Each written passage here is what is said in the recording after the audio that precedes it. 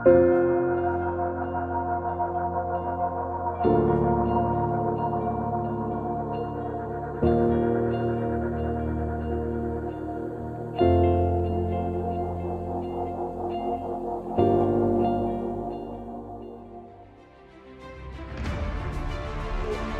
kan sebenarnya mempermudah gitu kan perampasan lahan gitu, alih fungsi lahan, dan akan dimaksimalkan untuk pembangunan infrastruktur dan penduduk. Itu tentu butuh infrastruktur.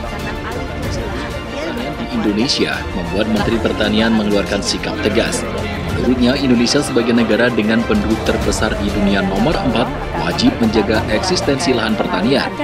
Ada mengalihkan ke pompa bensin. Lahan tidur kita tidak difungsikan akan meningkatkan populasi dari penduduk. lahan, alih fungsi lahan, dan akan dimaksimalkan Indonesia membuat Menteri Pertanian mengeluarkan sikap tegas. Ada mengalihkan Indonesia ke sebagai pompa negara dengan bensin. penduduk terbesar di dunia nomor 4 wajib menjaga eksistensi lahan pertanian. Menteri Pertanian juga mengancam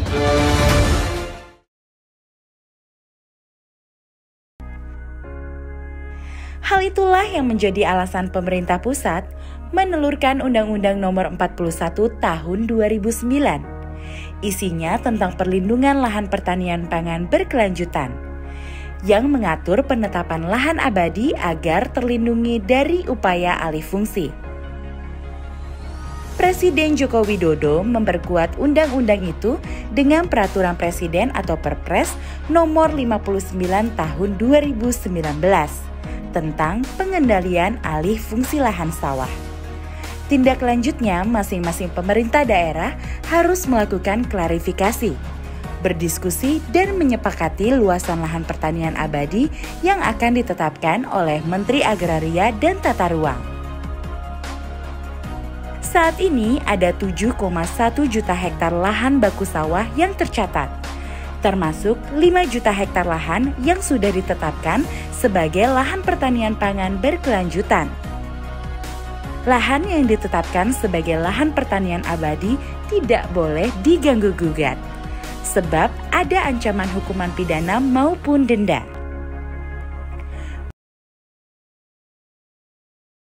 Indonesia merupakan negara kepulauan yang memiliki total luas wilayah sebesar 1,90 juta kilometer persegi.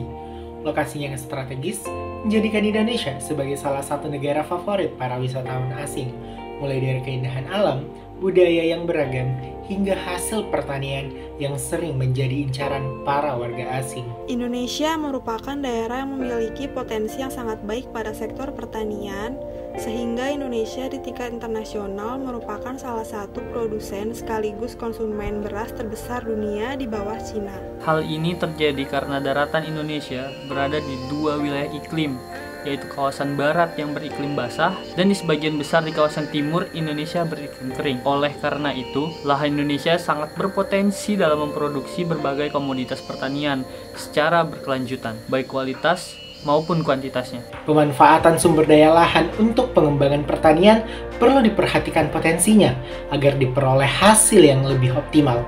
Berdasarkan hasil kajian Badan Penelitian dan Pengembangan Pertanian pada tahun 2007, yang utamanya didasarkan pada hasil pemetaan sumber daya lahan tingkat tinjau dari total daratan Indonesia seluas 188,2 juta hektar, lahan yang berpotensi atau sesuai untuk pertanian seluas 94 juta hektar.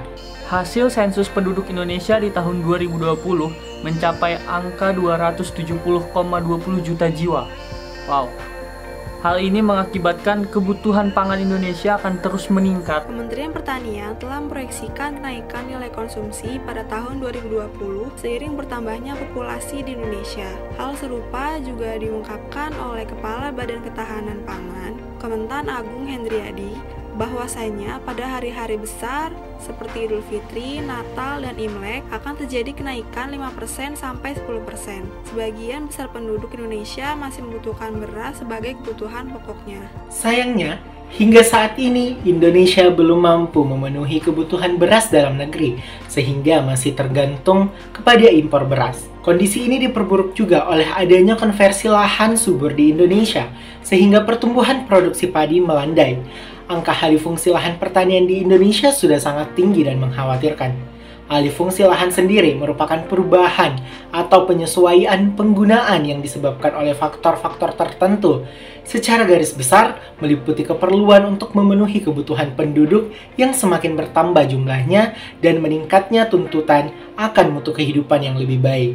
Di Indonesia sendiri, sekitar 200.000 hektar per tahunnya mengalami peralihan fungsi lahan pertanian menjadi non-pertanian, baik itu perumahan, industri, kawasan komersial, dan lain-lain. Sedangkan penciptaan lahan cetak sawah baru rata-rata hanya sekitar 60.000 hektar per tahunnya dan membutuhkan waktu yang sangat lama.